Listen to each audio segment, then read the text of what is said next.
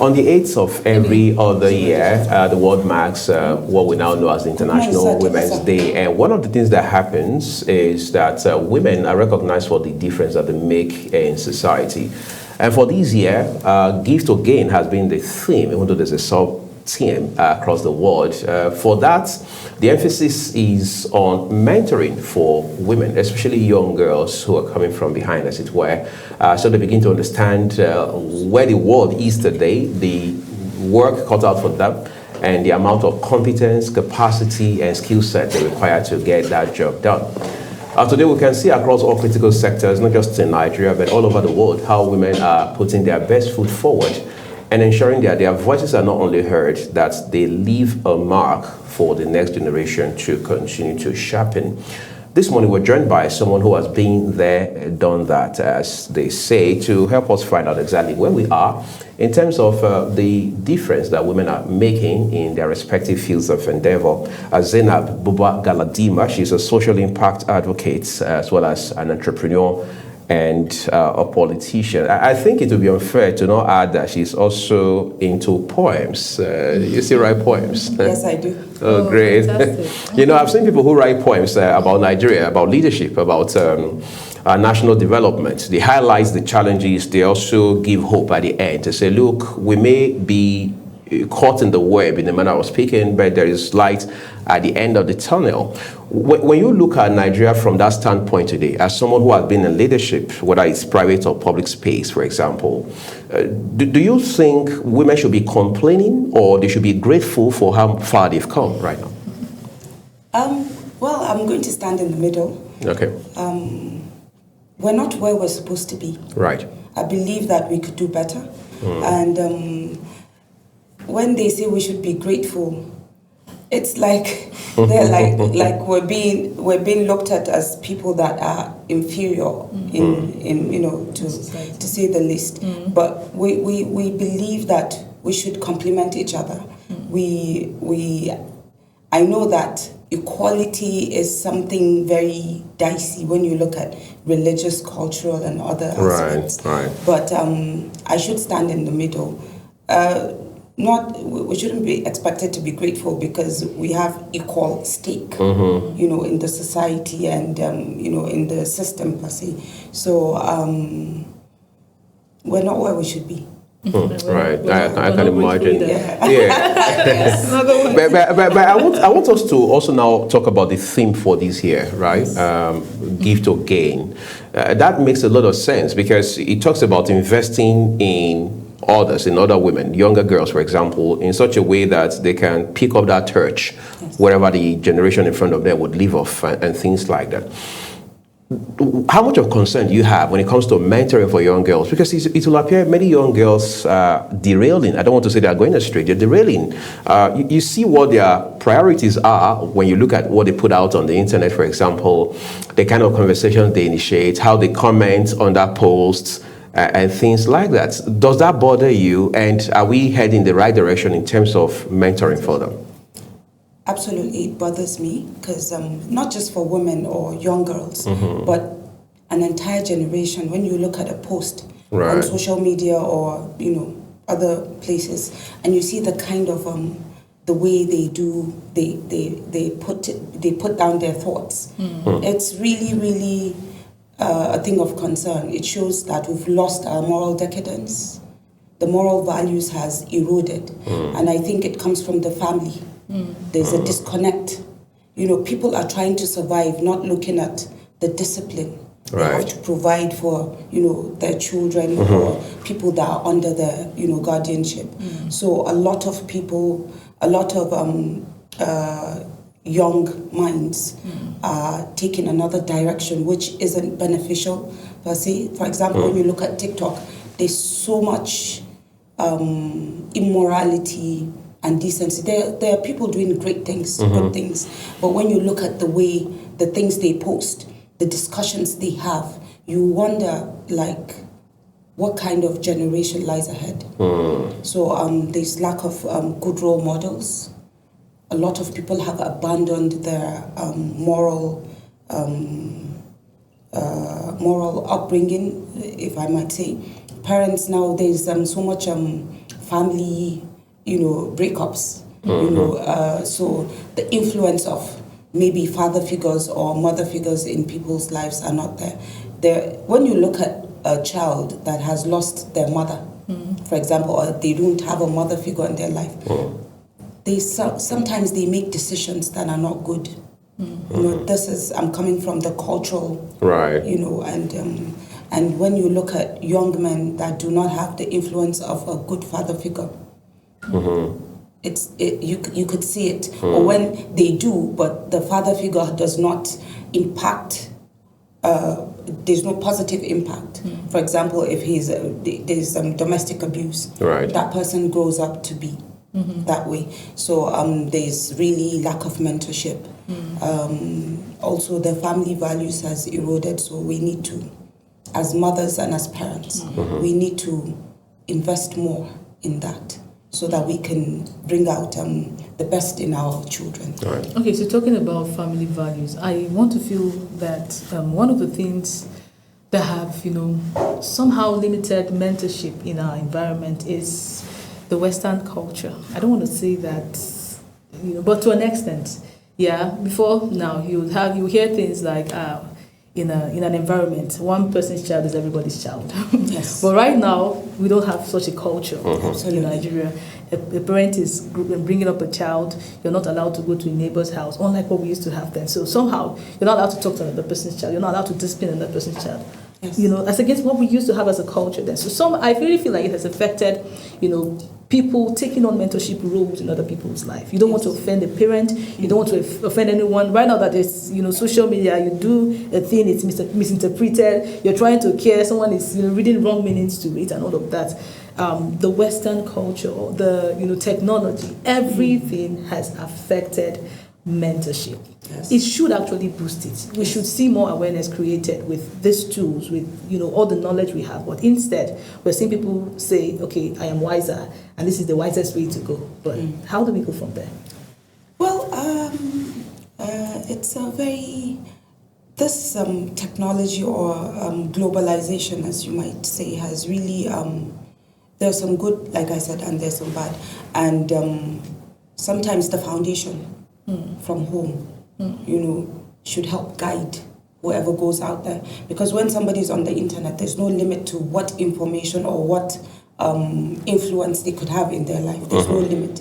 It takes control and discipline. So I think that starts from the foundation, the parental foundation, religious as well. So it's really, really, really sad that there are no restrictions. We've allowed it, not just us, but globally it has been allowed to evade our thinking, we feel like, oh, okay, I can do whatever I want since nobody is watching, and and Child Rights Act. Yes. Every child has a right now. Exactly. That's against our culture. Before a boy is dressing like a girl and all those things. So the family values really matters a lot. There's so many things that could stop, when you have really invested. So I think parents need to do more, and schools also within us. Like, for example, the African setting. We used to have this African, when an African mother. And it's true that, because now, like I said, so many people don't have even the moral conscience. So you're scared of your child going to, the other people's house, being maybe sleeping over and all those things, because they might get abused, they might be exposed to so much information that ordinarily you would not, and they might think it's okay. So you have to keep reminding them. You have to, you have to limit that. Even within your household, there are some people that you shouldn't expose your children to, because you don't know who is sick out there. So mentorship should be guided, overseen by parents. Yes, very much so. Very much so. Okay, talking about women and celebration, I was particularly excited about this year's International Women's Day, basically because I saw women come out. I could see growth, right? I know, like you said, we're not where we used to be, but we're not where we want to be. But in the midst of women trying to challenge status quo, trying to dream big and all of that, you still find people in society say, if you allow women to do this, they become threats. Yes. Threats to their household.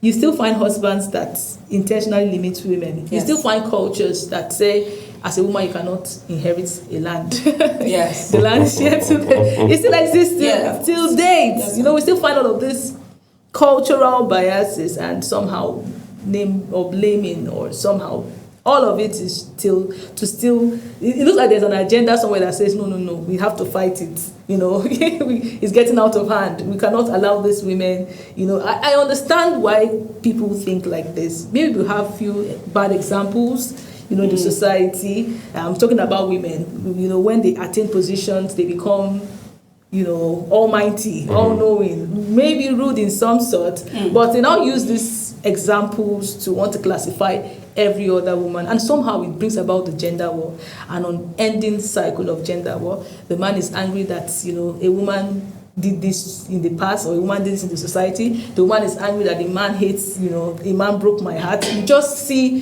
people speaking from their pain, from their experience, and somehow it's trying to limit this fight, you know, for gender equality at the end of the day. So I'm really concerned. Are we going to go past this? Because it looks like we're making progress until you see gender war come into the statement, you know, and all of that. So I would really like to talk about that. Progress takes time. So we, like I said, we're not where we used to be. Obviously, there's a lot of change, and a lot because of access to education, to economic power, and leadership roles. Even though they're not, exactly where but now women are becoming more exposed. They're becoming more aware of their environment, of their rights, of their capacity and capabilities, and what they can do. So it's baby steps, and yes, there are some bad examples. But before you find one woman, you can find 1,000 men that have done, otherwise. Okay. Do you understand? But they don't see themselves, because yes, we do understand that we're different people, and every person has a role in the society, but we also have a stake. And they should understand that, just like how I said, it's the parental guide. Now, as mothers, or mothers that are going to be, we need to make our children understand how important a woman is, how important the mind of a woman is. And she can also be what you can be. Once we have that orientation, it's the mindset, that makes men think or make them insecure about, okay, I can't let a woman, she's going to be better than me. Or, for example, when I ran for office, I ran against 5 men. And for one particular person, it was really, really, he took it very, serious, personal. He didn't speak to me for years, and then we became good friends later. So these are things. It's okay for a woman to be better than you. We're all built different, but it's the mindset. When we say better now, do we use the word better? Well, because for example, when you think about the IQ or capacity, everybody is different. Right. There's some people that are slow. There's some people that are fast. There are some people that are slow with some things. Yeah. Fast, I think it's now relative, because those people that are slow can be faster in other things. Yes, yeah. I'm just trying to make you understand. People are different. Yeah. There are ways that a woman can be better than you, can do a lot better than you. Exactly. So you have to accept it that this is a human thing. She was also built. You can't just imagine a woman not having everything. You as a man think that I am. Way above her, I'm superior in every capacity. It's not possible. So it's the mindset. So I think reorientation, creating awareness, and also for parents to be able to guide their children, because it's not about bringing up the girl child and making her think that she's there. Marriage is an achievement, or you're built to serve a man, or you should be yourself. I wasn't brought up that way. In my household, I have more brothers than I have sisters until I grew up.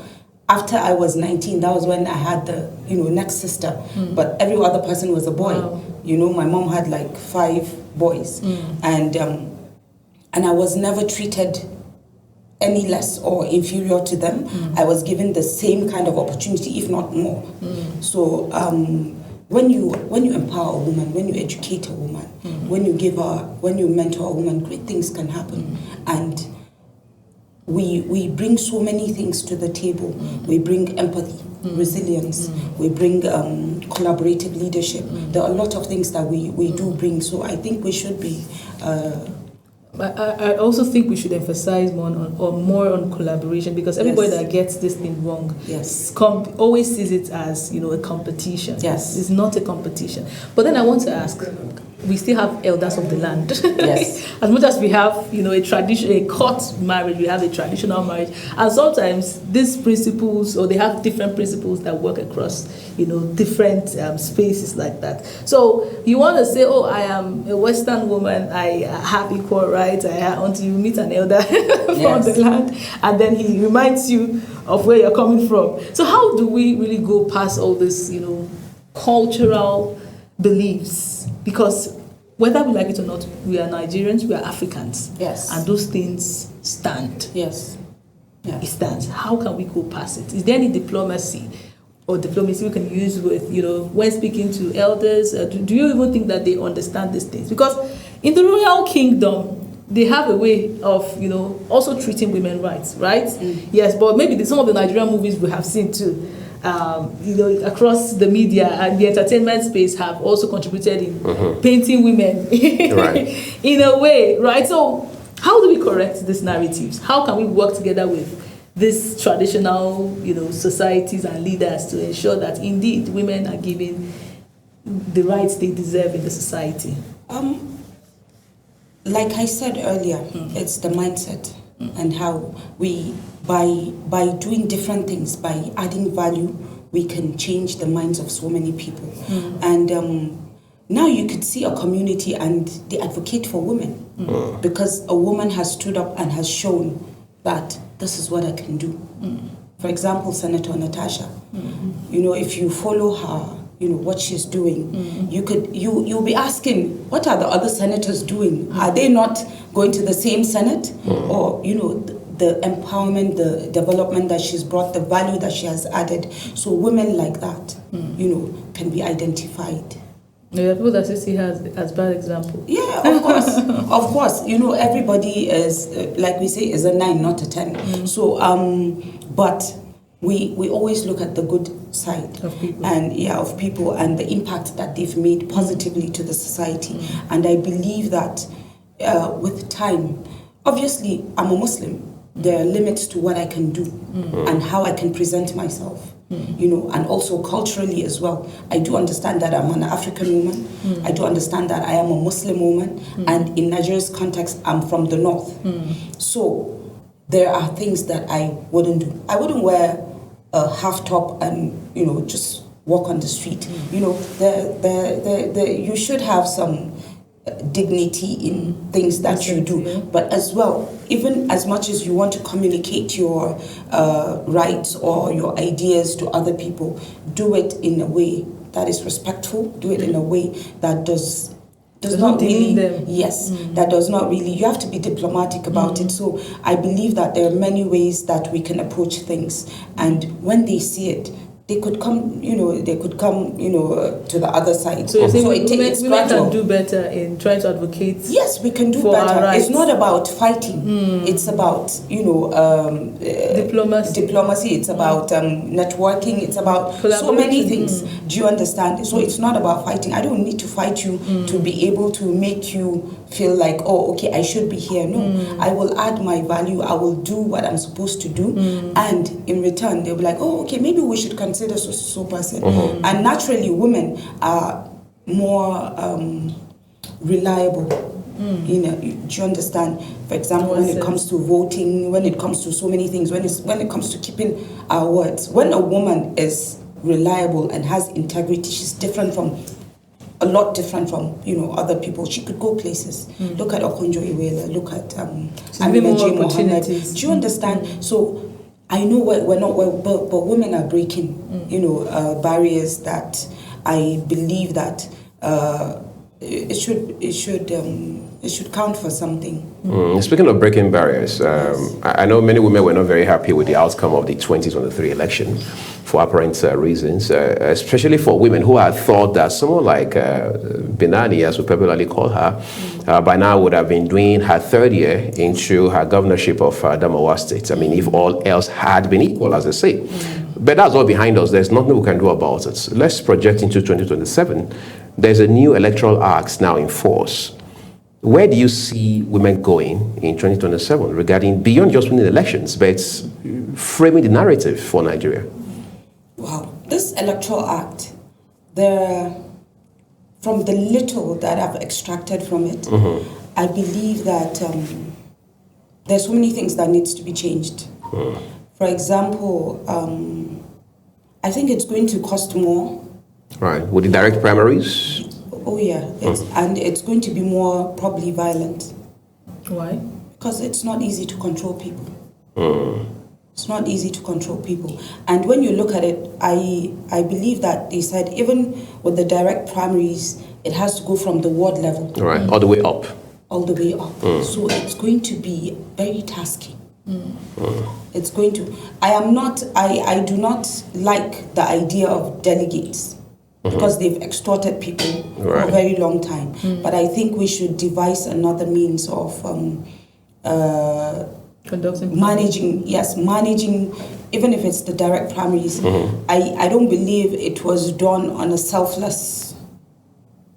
I believe there are so many things wrong with the political interests. Yes, with the way. So you say it wouldn't favor women? Oh, of course, maybe, but it might. You know. When a community believes in you, it's different. Right. You don't have to spend as much. So it's not always the case of money. But you also need money for logistics. You also need. But there's some people. So the voters or the citizens now they think different. There are a lot of people when they'll come out for the election. They'll bring their voters card, but they'll stand in line and say, "Okay, you must pay me." True. Do you understand? Right. So. No matter what you try to tell them, some of them, no matter what you try to tell them, they will not believe you because politicians have deceived them for a very long time. So they believe, let me just get what I can get for the next 4 years and then just, let you deal with the rest. Because that is how our society or our system has deteriorated, So there's a lot of work to be done. And I think it gives other parties or smaller parties, it will make it a bit more difficult for them to produce. Because let me just give you a scenario of direct primaries. For example, I'm A, and then there's another person that is B. So let's say they count 120 people for me. And this one, I see the line, it might be maybe 200. All right. So once they get to 50, I can decide to scatter the line. Okay. Since you can already understand that you're not likely going to win. So it will just count from where it stopped. Right. Do you understand? So this one might be the likely winner, but then I decide to disrupt the process. Yes. Do you understand? Yeah. So I'm afraid of what might become. And just to add to that, some parties are now seriously considering consensus because, of course, it's quite capital intensive to pull off the direct primaries. Do you share that sentiment that parties can decide to go consensus is good, but then you might have a lot of litigations after that because a lot of people might feel okay, maybe they would favor her because maybe she has more connection or network within the party, and and that person doesn't have any. And democracy is all about allowing people to choose for themselves and to by the people for the people. Right. So I believe there's going to be a lot of. In any way you find yourself, there's no perfect system. So consensus might be good, Maybe they might strike a deal, or trying to see, or they can weigh options, and but the timing also is very limited as well. So consensus sometimes take longer. Because there's some people that will prove to be maybe strong-headed and be like, no, I will not agree, back and forth and stuff like that. So and then there's a time difference. So we're waiting to see how it's going to unfold. Okay, talking about women in politics now, I believe in voting for a person because of their capability. But then there is a place of experience, right? You might have all the capabilities, all the abilities, but if your abilities is not, or you're not given the chance, to go through some sort of experience, somehow you will not do as much as someone that is more experienced. And I know that experience starts in a day, right? But we are in a space, or Nigeria right now is in that place where we don't want plenty experiments. We want, solution. Do you think we have women with what it takes, with all the abilities and even experience, to really take Nigeria from where it is to where it should be politically? Yes, we do. But like you said, there's some barriers, there's some challenges. There are gatekeepers in every, politically, there are gatekeepers. There's also, as I mentioned earlier, there's this financial, barrier as well. So, and also, now we've reduced politics to who you know, how influential they are, how they can place you in places. It's not about what you have to offer. There's so many, I don't want to, use, there's so many people that, or idiots, do you understand? Do you understand? There's so many idiots in positions that they're not supposed to be there, but they're there, because of who they know, because they have to hold that space for somebody. For example, now when you look at the congresses or conventions, some parties will decide, okay, there will only be one form for each position. And that form will probably be given to the governor of the state. So they choose who they want. So there's no party superiority anymore. So these are their boys within the party structure, and they tell them what to do. So what do you expect? There's no progress. So people that have something to offer, they don't like them. They don't. People don't like me. Do you understand? I'll start with myself, because they feel like they can't turn you the way they want. So they feel like, okay, and they like the idea of separating, between the haves and the have-nots, or there's the leadership for them is about slavery, or it's about, I'm superior and stuff like that. So they wouldn't want anybody that would give other people opportunities to thrive. Do you understand? They still want to be in control till they can't breathe anymore. So these are the challenges that we have, and I believe that a lot of us, if we stand together, I think unity matters. Where people can stand up and say, okay, look, we're not going to have this. But when you have people that are just, okay, they're just going to do this anyway. This is where we found ourselves as Nigerians. A lot of people feel disenfranchised, or they feel like, okay, you know what, I'm not going to do this because anyway they will do what they want. We never stand up for things that are right, and that is where we found ourselves in this country today. So I believe that there is so much that we could do if people of like minds come together. And then it's difficult for a woman to defy all odds. It takes a lot of courage, extra courage for a woman to say, I want to do this, I can do it. Because you're considering the people that have not done it. You're considering male counterparts. You're considering every other thing, right? You have been, I would call you a brave person. And then I want you to be able to encourage women out there, right? People that are struggling to, have a voice. They are struggling, basically because of the environment they are coming from, environments that have not been lived in them as a person, not talk of a woman. Do you understand? There are still these people in the society, people that don't even believe that when you see a woman on the ballot, you're just laughing. You just know that she's going to make a caricature of herself. She's wasting her time. There are people that still have such mentalities. I just want you to put a word out to them. First of all, there is no failure. It's not when you lose, or it's not a failure. It's an experience. One, and there's always that inner voice that women have, or people.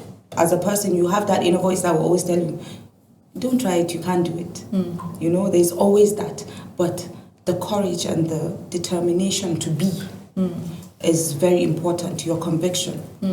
Nobody will believe in you if you do not believe in yourself. So you have to start with yourself. So like you said, some people feel like, oh, okay, they're too scared to have a voice.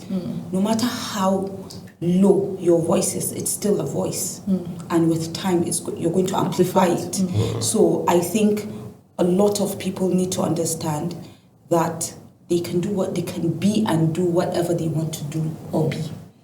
And they have to take out that fear. There's always that fear. No matter how confident you are, at some point in your life, there are things that you fear. So you have to put it down, because it is better to try and fail and gain the experience than not to try at all. You might try and see that, oh, okay, it's not so bad after all, and you make it. It's about luck, but you have to have that zeal or determination to be able to do that. So I don't believe that people should limit themselves. I believe that you should be out there and be able to make that difference and add that value. And when you're coming out, you shouldn't just be coming out to do anything, be it politics, be it business, be it anything. You shouldn't just come out just for coming out's sake. Come out to do something. Come out to do something. Add value, do something, make a difference, than to come out and not have something to offer and then... You now make them look down on women. Anyone that wants to come out in future. You understand? Yeah, so it's... And we live in a society where people are just shameless. They're shameless, they do whatever they want, and then at the end of the day, they own it with their full chest. In Nigeria, you can only... When you see a confident person that does anything they want, they lack integrity, they lack everything wrong there is. And it's the confidence, so you have to have that confidence. That's interesting. But just before we let you off, do you see, this is quite an interesting question, by the way, an emergence of female governors in 2027, given where we are today? Like you said, I think Binani is going to run. And are you hopeful for her? Yes, I am. I would love to see her in that space. I would love to see, because she's done a lot of things for her people, and I would like to see it, expand. Right. And if women like that have that opportunity, other women like them will be inspired, and many more will come. It's like I said, it starts gradually, and it starts with one person, and then you see the next, and we're looking forward. So far, she's the only one that I've seen, out there, maybe with the intention of doing that. We're hoping to see women vie for positions and make that difference. Women of value, women of competence and capacity. Some people argue that it's not, nobody's limiting women; they are the ones limiting themselves. Yes, sometimes. Because why are we not expecting to see women? Why are we picking counting a few women? We should be saying, we're going to have 10 candidates. We're going to have Priscilla, for example. Exactly. So why are we handpicking them? So I think women need to also understand that nobody's limiting them. They are, the fact that we're not seeing them is because they have decided not to come out. That inner voice of fear. Yeah. I was going to ask you just a bonus question, 1 minute. Do you think women should pursue some sort of special political parties, maybe by way of a special purpose vehicle for election purposes? For example, I've listened to women, I've spoken to some on air who say that the established parties are already male-dominated. Yes. So what alternative do women have? True. First of all, women need to come together. There's that thing. Women need to come together, first of all, to find a way out. And even if the established parties are not favorable to their ambition, but first of all, they need to come together and understand that this is a fight for women. It is not a competition. We have a lot of competition going on, with us, and that pulls us down. So when you're not united, it's very difficult for you to achieve so many things. And a lot of women are scared of, being, out there because of, like we said, cultural and religious and also financial. Running a political party is not an easy task. Doesn't come cheap, right? It's not easy, and men have the money, we do not. So we're trying to get the money. So if you're going to come together, even if it's to dominate, go into hijack a party and take it over, you can do it, but you have to do it together. There is no, two ways about it. So you have to come together. Yes, coming together. Well, incidentally, that's the most we can have on this conversation this morning. We've been talking with Zainab Buba Galadima. She's a social impact advocate, politician, entrepreneur, as well as a poet. I think that's the last part I really like. We appreciate you for your insights, quite valuable. Just to remind all our viewers that the views of our guests on all of our programs, including here on Global Morning, are their opinions. I would like to say a big thank you to you for investing a chunk of your morning with us here on the program. I am Uyi Agmofwebe. And I am Priscilla Obasi, wishing you a beautiful day ahead. Bye.